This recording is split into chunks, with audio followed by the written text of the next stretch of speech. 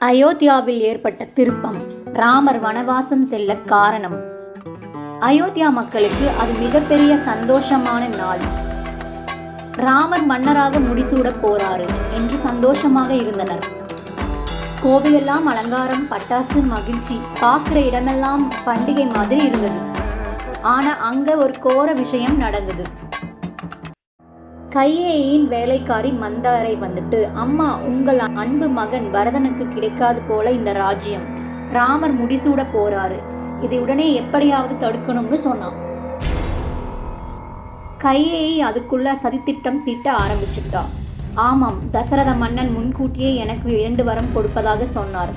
அதை கேட்க இதுதான் சரியான நேரம் என்றாள். தசரதனிடம் போய் வரம் கேட்ட கையேயி, அவள் கேட்ட 2 வரம் என்னென்ன?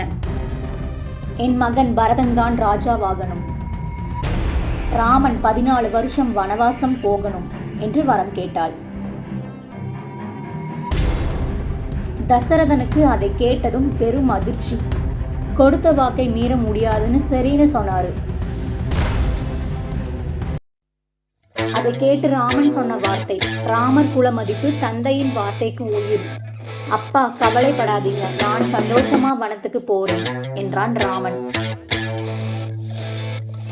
சீதையோ, என் கணவன் இருக்கும் இடம்தான் எனக்கு சொர்க்கம், நானும் போவேன்னு சொன்னான். லட்சுமணனும், அண்ணா, உங்களை விட்டு என்னால் பிரிய முடியாதுன்னு சொல்லி அவனும் போறேன்னு சொன்னான். அவங்க 3 பேரும் வனத்துக்கு கிளம்பிட்டாங்க.